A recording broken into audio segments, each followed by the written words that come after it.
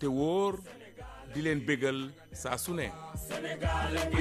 voilà jërë ngeen jëf yegsi nañ ci waxtu wi noonu dalalee suñu gan le grand entretien mi ngi Maham Ndiaye ginnaaw ba ma la nuyoo bàyyi la ak suñu gan tey. jërëjëf Arona Diouf maa ngi lay nuyu di nuyu également tous les auditeurs de Radio Sénégal di am mbégte di ànd ak ñoom si waxtaan bi comme niñ koy defee ay bés bu ne.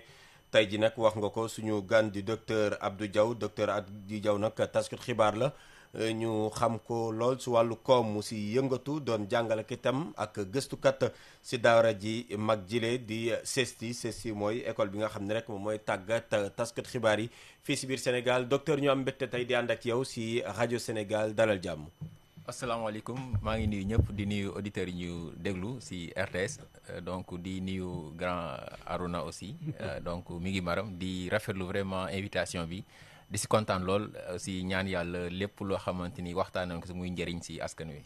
amin amin alors docteur bëgg naa ñu tey daanaka koom la ñuy waxtaanee si jotaay bi si suba si mais actualité bi si wàllu koom mun nañ dem France ba noppi ndaxte njiital réew mi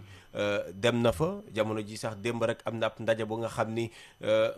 mun naa ni investisseurs yi foofu ñoom ñoo ko organisé woon mu yëkkati fa ay kaddu wax leen nañu ñëw fii si biir Sénégal ndaxte mun nañ fi wane seen bopp baax a baax relation Sénégal France seen participation si économie bu Sénégal fan la toll d'abord. waaw boo xoolee donc dañu toll jamono joo xamante ni pour kenn dem yow kese dana xaw a métti donc du coup nekkatul ab option wala loo xam ne daf lay neex dafa nekk même une obligation parce que jamono moo ko laaj que ne effectivement duggalante ak jokkalante parce que tey benn exemple boo nekkee Sénégal wàllu agriculture ngay bay lu bëri mu dox mais marché national bi rek déjà peut-être du doy pour nga mën a vraiment écouler li nga xamante ni moom nga am dafa soxla lu ñu tuddee exportation te exportation boo koy def bu fekkee ne dañu respecter vraiment maanaam si wàllu concept koom-koom mooy nga jëm si beneen réew te beneen réew aussi du France rek yeneen pays yoo xamante ni yaakaar nañ ne lépp lu ñu bay si biir dañ ko yittewoo day permettre effectivement ñu mën ko jaay si bitim bi te loolu soo ko jaay dafa lay permettre nga am lu ñu tuddee ay rentrées de devises te France tey bokk na si pays yi nga xamante ni pays européen la mais en plus tey nekk na population pays boo xamante ni aussi presque si bokk na si les 10 premières puissances économiques donc le fait que ñu dem foofu xool rataxal wàllu coopération sans compter relation coopération monétaire bi parce que tey ba fay nii am na si benn wàll si lu ñu tuddee wàllu garantie parce que boo xoolee ñu ngi nekkoon franc CFA ak franc français avant mu am franc CFA ak euro ba tey nii garantie bi mi ngi am donc dafa yàgg en tout cas c'est très historique en tout cas les relations maintenant si concrètement li nga xamante ni moom lay France di représenté si wàllu koomu Sénégal boo xoolee en tout cas les différentes sources yi nga xamante ni moo disponible si lu si mel ni ministère des affaires étrangères ak li nga xamante ni peut-être acteurs locaux yi lu si mel ni waa CNP. mooy ne France tey boo xoolee mu ngi nekk boo xoolee premier investisseur si Sénégal. boo xoolee lu ñu tuddee stock des investissements directs étrangers mooy lépp loo xamante ni ab réew da koy dugal si wàllu koom pour investir mu ngi toll si presque entre 16 ba 17% en 2023 Sénégal mu ngi nekk presque deuxième effectivement destination des investissements si wàllu si biir UEMOA nekk quatrième pays destinataire des investissements si toute la CEDEAO boo jëlee wàllu échange commerciaux maanaam wàllu jokkalante si wàllu njaay boo xoolee entre Sénégal ak France mu ngi toll si 1 milliard virgule 100 millions d'échanges en euros soo ko xaymaa day teel si presque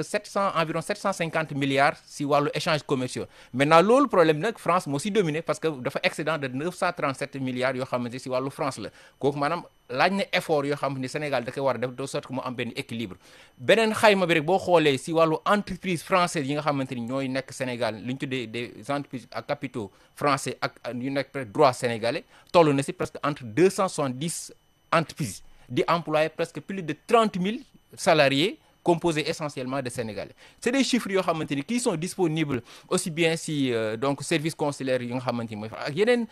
xayma loolu rek indicateurs yoo xamante ni tey day vraiment wane vitalité en tout cas coopération économique bi am entre Sénégal effectivement ak la France boo xoolee aussi bu ñu jàpp ne rek lii mooy première rencontre entre MEDEF ak lu si mel ni autorité sénégalaise yi boo xoolee mars 2025 amoon na xeetu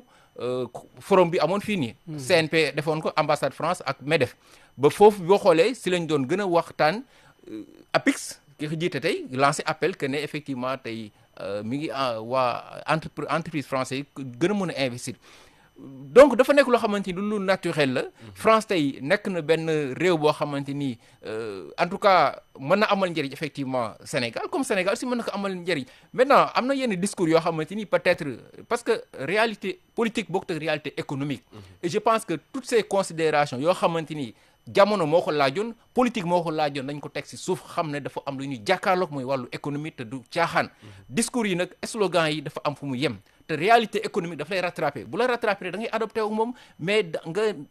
mu nekk une relation franche une relation boo xamante ni ku nekk dañ si mën a gagner. Et je pense que waruñoo topp su ma la déggee pression boobu nga xam ni souvent day ñëw yéen a waxoon France nangam. wala man je pense que loolu. il faut nga mettre que dans un contexte politique. Vraiment ñu jàll si leneen parce que aussi on a intérêt à établir cette relation. Donc boo xoolee comme souvent la koy chef de l'État di rappeler nekkuñ dans bu ñu xoolee Sénégal bu ñu jàppee Sénégal comme un pays en fait nañu ko jàppee comme un pays partenaire. nañu ko jàpp gagnant-gagnant. Donc de sorte que képp koo xamante ni day nuyu ak sa te du France rek mais Japon la jógee dem France tey Chine Turquie aussi mi ngi fi et cetera donc loolu day nekk dans une lu ñu tuddee une diversification des partenaires. Loolu da lay permettre yow non seulement nga gagner si wàllu avancement technologique. Mais aussi nga diversifier effectivement say investissements. Donc je pense que lépp loo xamante ni ay déclaration la et cetera et je pense que séminaire intergouvernemental bi nekkul lu bees aussi. Parce que boo xoolee defoon nañ ko si ginnaaw. ëpp na 4 fois 5 fois ñi ngi koy def donc continuité la et puis nañ waxtaan de sorte que Sénégal mun a préserver ay intérêt donc mu nekk loo xamante ni gagnant-gagnant la mais ay considération ay déclaration politique vraiment c'était dans des contextes et je pense qu'il faut toujours relativiser et avancer quoi si kanam. Alors dans son discours le président wax naa ko si njëlbeen woo na les investisseurs français ñu ñëw Sénégal si partenariat boo xam ne gagnant-gagnant lay doon. Alors Sénégal am na ay investisseurs également yu fi ne.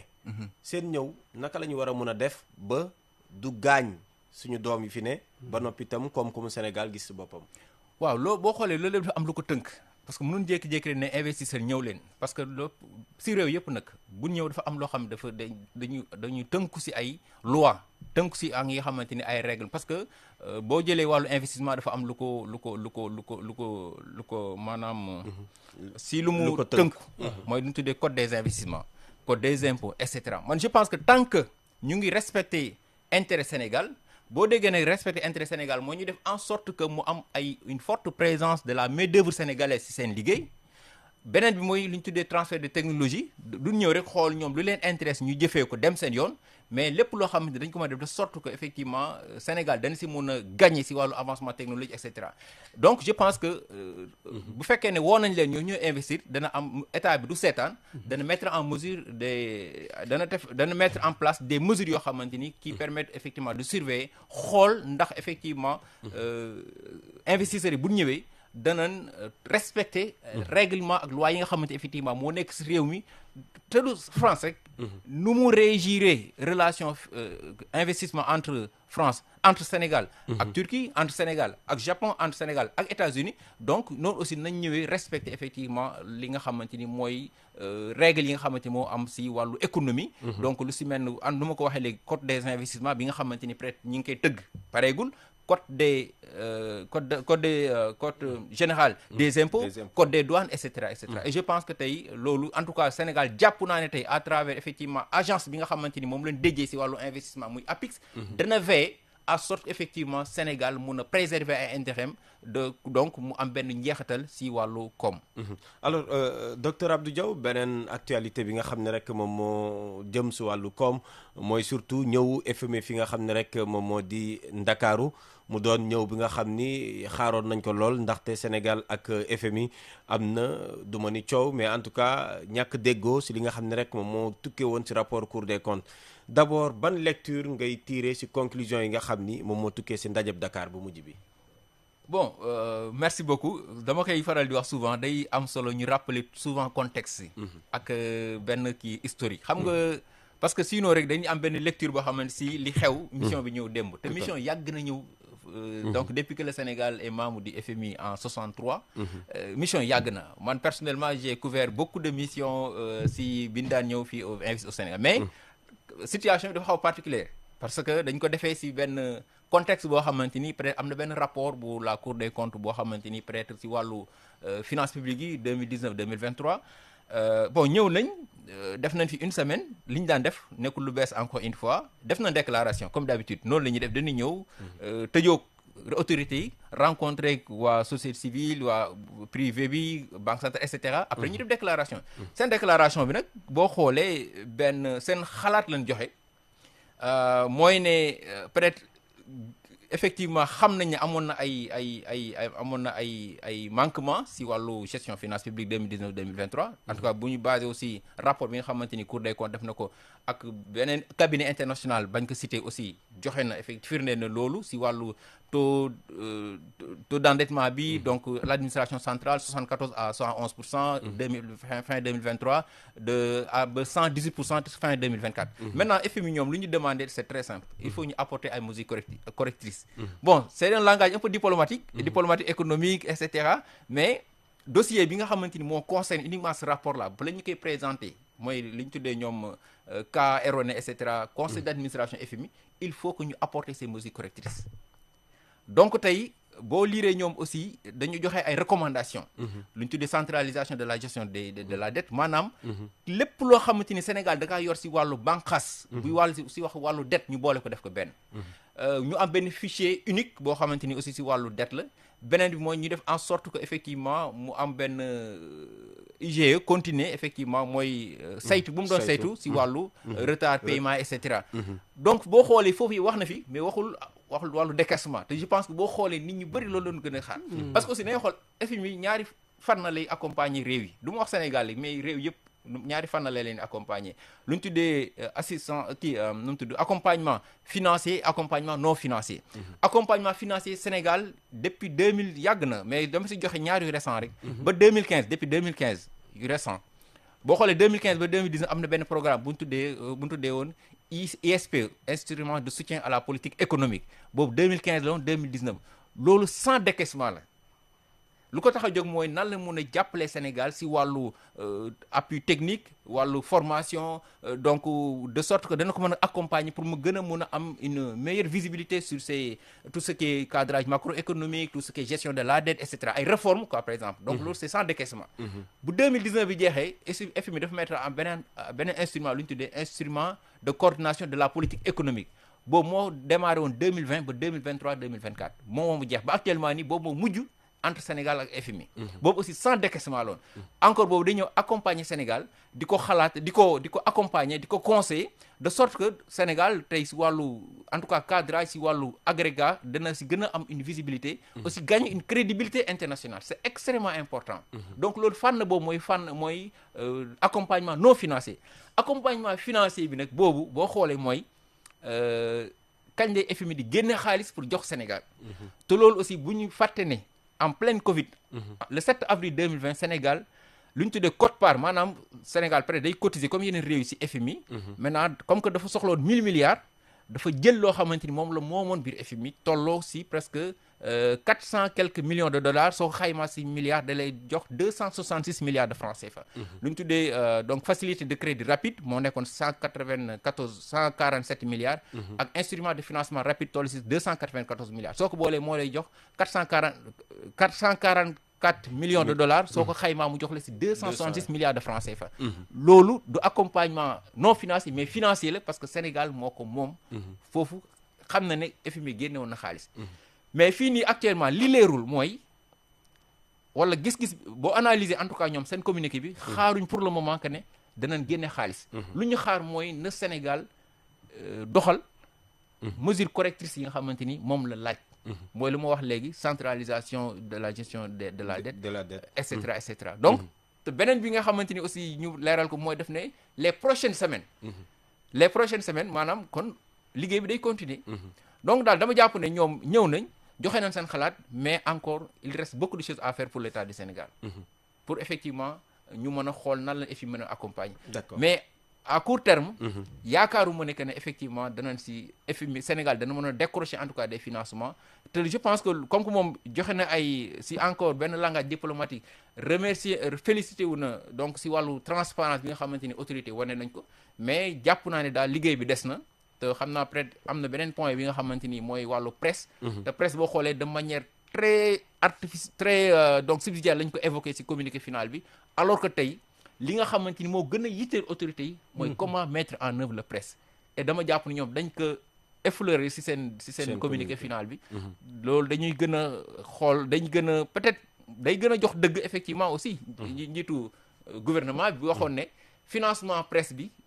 xaaruñ ko ci kenn. ci suñu biir lañ ko xaar. c'est-à-dire mobiliser 90% des financements internes pour mu mën a mettre en œuvre effectivement la presse. donc FMI ñëw na def liggéey maintenant nañu xool quelles sont les prochaines étapes.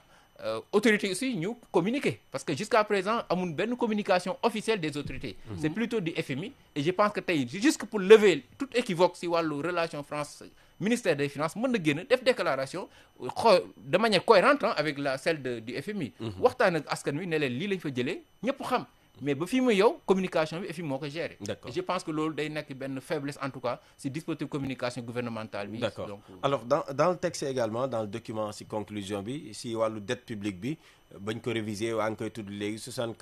74,4% la jógee dem ba waaw dem ba 111%. 2023. Alors loolu noonu ban signification la mun a am ci suñu économie. waaw boo xoolee Sénégal dafa am lu ko tënk si comme pays UEMOA yëpp lu ñu tuddee critères de convergence si 7 ils sont nombre de 5. premier rang deuxième rang mais bi gën a du ma ne bi gën a am solo mooy bi nga xamante ni mooy gën a indi coow mooy taux d'endettement bi taux d'endettement bi dañ ne la warul dépasser 70%. mais boo xoolee fii nii effectivement ñi ngi wax ba ay 74%,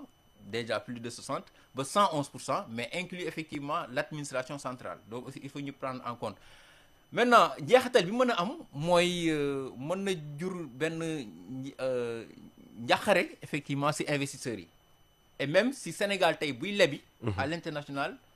li muy lebee parce que booy leb aussi day lu ñu tuddee coût du crédit mën na gën a mën a cher.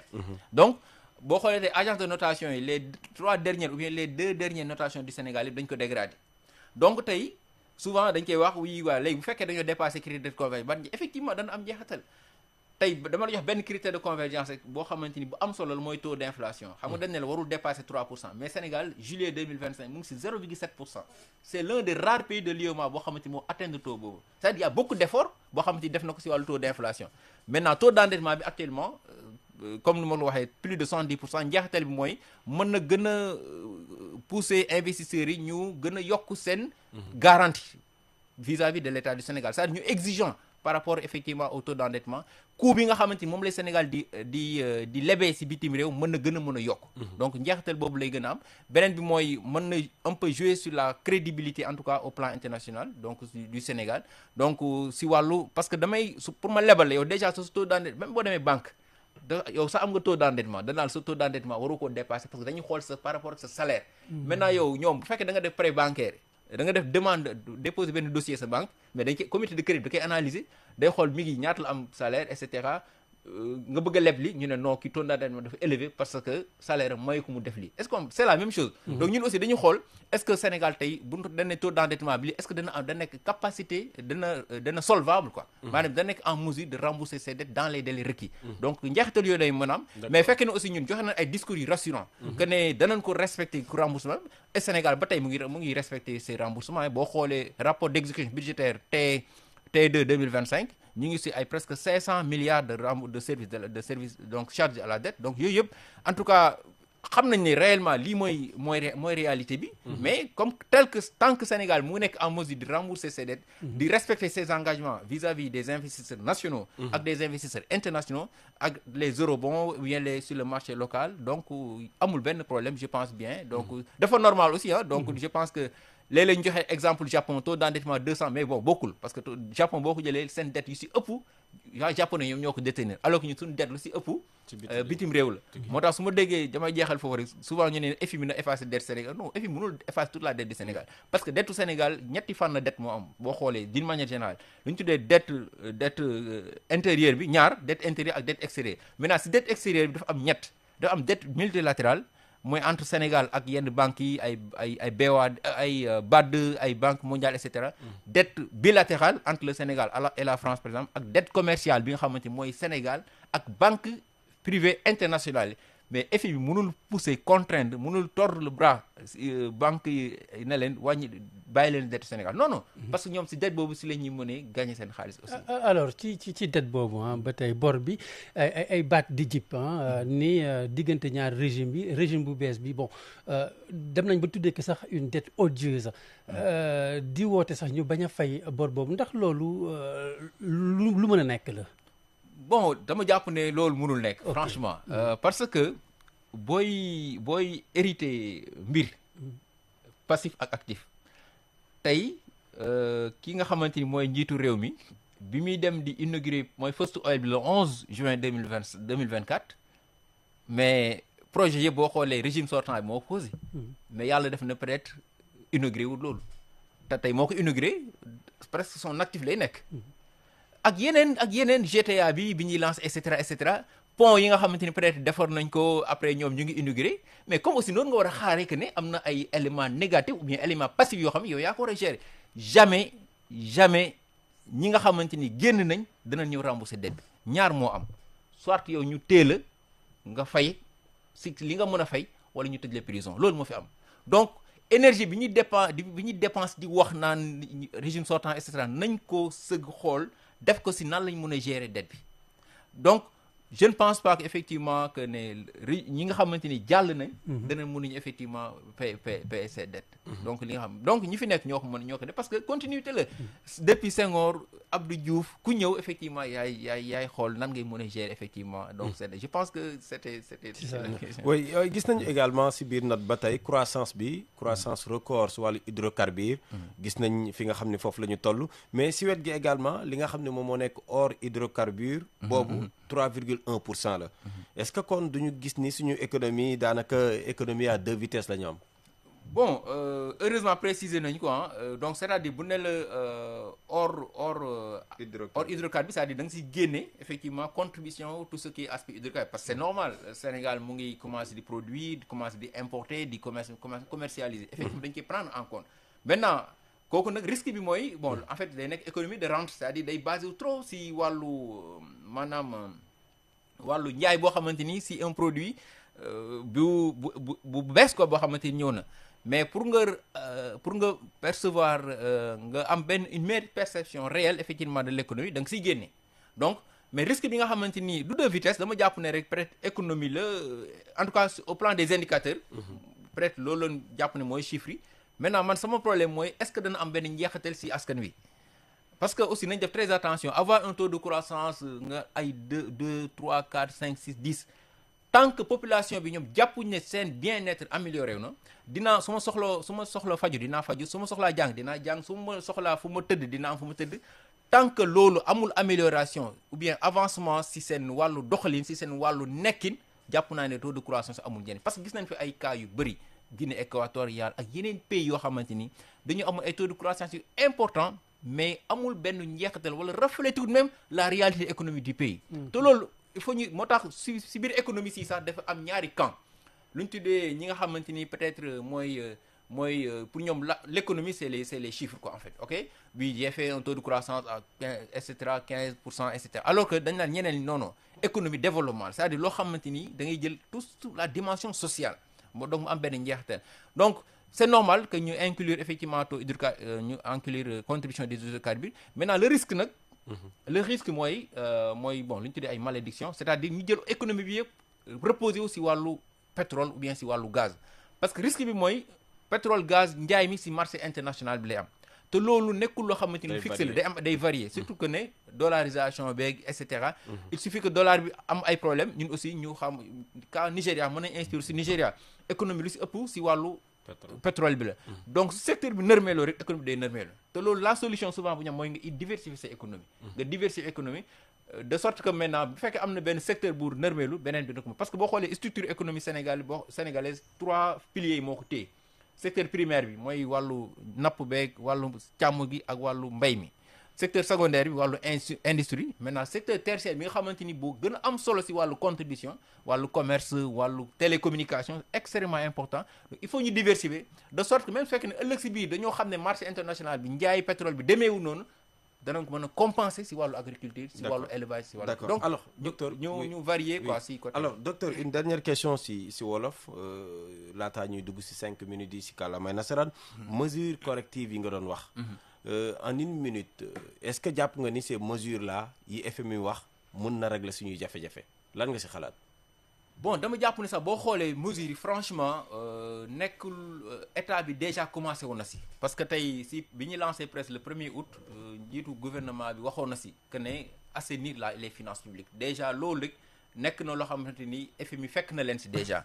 beneen bi mooy wàllu centralisation de la dette bon yooyu yëpp wàllu organisme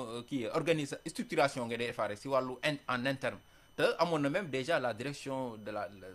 gestion de la dette boobu aussi am na moom FMI sax ñoo bokk boo xoolee ñoo bokk bureau fii nii en phase principale donc mesures yi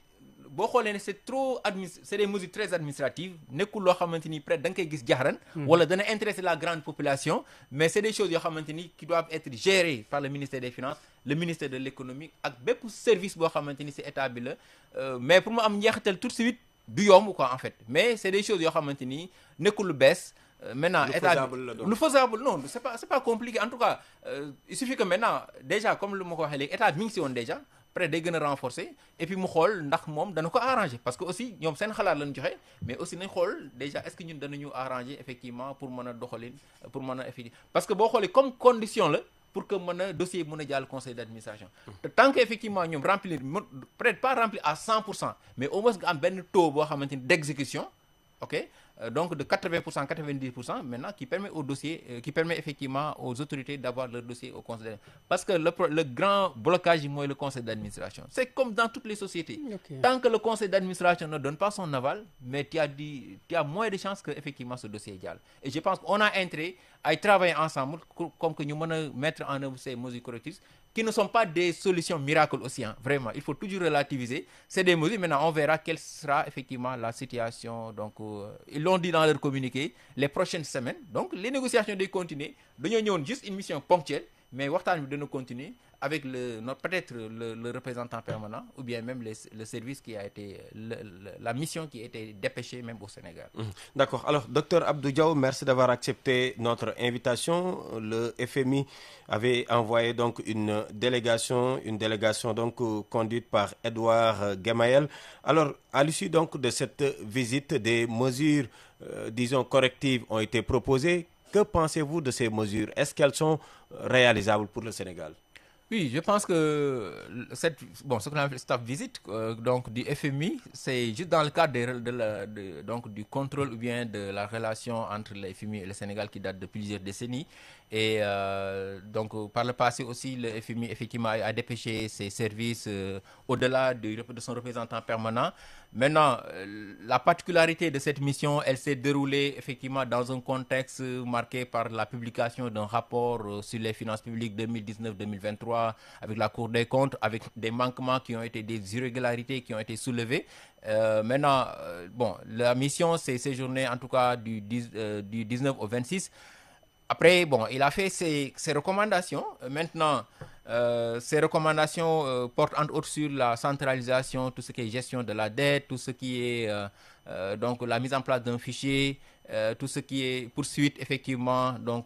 du travail de l'IG concernant les retards de paiement. Donc, c'est juste des mesures que le FMI a en tout cas annoncé. Il appartient à l'État du Sénégal d'apprécier, de voir est-ce que donc c'est dans l'intérêt effectivement de notre pays, ok? Et puis est-ce que effectivement quelle durée donner donc pour effectivement concrétiser effectivement ces mesures et surtout la finalité réellement qu'est-ce que la mise en œuvre va permettre en termes d'impact. Et je pense que c'est extrêmement important, d'autant que c'est un peu un des préalables pour que le dossier puisse être soumis effectivement au conseil d'administration du FMI. Donc je pense que c'est juste des mesures administratives en tout cas maintenant qui visent à renforcer davantage la gestion des finances publiques, mais aussi à être plus transparent effectivement dans la gestion dans la gouvernance effectivement des finances publiques après avoir décelé des manquements donc concernant le taux d'endettement. Et je pense que il appartient à l'État, il appartient particulièrement au service du ministère des Finances de mettre en œuvre ces mesures et de voir maintenant quelle sera la prochaine étape. Et comme l'a mentionné effectivement la mission dans son communiqué, les prochaines étapes, les prochaines semaines vont permettre effectivement d'approfondir, de continuer les discussions afin effectivement que le dossier du Sénégal puisse passer. Et puis maintenant, la question qui n'est pas pour le moment vraiment précisée, c'est quel type d'accompagnement. Est-ce que ce sera un accompagnement financier ou bien un accompagnement non financier? Je rappelle que pour ce qui est d'un accompagnement non financier, le Sénégal a bénéficié de 2 programmes. ISPE 2015-2019, donc instrument de soutien à la politique économique, et l'instrument de coordination de la politique économique 2020-2023. Et je pense que c'est des instruments, certes, qui ne sont pas financiers, mais qui permettent à l'État du Sénégal d'avoir une certaine crédibilité au plan international auprès des investisseurs, mais aussi de gagner la confiance des investisseurs et d'avoir effectivement une garantie, du fonds en termes de lorsque le Sénégal émet des obligations au plan international. Donc maintenant, l'autre décaissement, c'est l'autre appui, c'est l'autre accompagnement, type d'accompagnement, c'est l'accompagnement financier. Parce que je rappelle que le FMI a essentiellement ces 2 missions, la surveillance et l'assistance. Donc la surveillance, c'est ce qui se passe actuellement, voir est-ce que les finances publiques sont bien exécutées, est-ce qu'il y a une très bonne gestion de la dette, etc. Mais on verra par exemple d'ici peu, est-ce que l'accompagnement sera plutôt financier. Et je pense actuellement, beaucoup s'attendaient à ce que le FMI fasse en tout cas, un accompagnement financier avec la mise en œuvre efficacement. Mais je pense que si vous regardez très bien, en tout cas, si vous rappelez la déclaration du chef du gouvernement, qui disait que par exemple l'essentiel du financement du presse, donc presque 5 000 quelques milliards, toute cette manne viendra essentiellement des financements internes, avec 90%. Maintenant, le risque aussi, c'est est-ce qu'il n'y aura pas une pression fiscale sur les travailleurs, sur les entreprises, etc. Donc, il faudra y aller donc, de manière très diplomatique, de manière très souple, pour ne pas créer un sentiment de... pas de rejet, mais de frustration, qu'il y ait en fait un apport collectif, pour pouvoir quand même atteindre cet objectif. Parce que ce n'est pas du tout évident, mobiliser 5 000 milliards. Alors, on termine avec la dette. Il y a, comme Arona l'a rappelé tout à l'heure, des économistes, des citoyens sénégalais qui ont porté le plaidoyer, qui demandent au Sénégal de ne pas payer la dette parce que pour elles, ou bien pour ces personnes, la dette est impayable. Qu'est-ce que vous pensez de cette initiative portée par Guy Marius Sagna et compagnie, Dr Ndongo Sylla? Bon, c'est une demande légitime, mais sa concrétisation, c'est aussi une autre paire de manches. Je pense qu'Audi citoyen,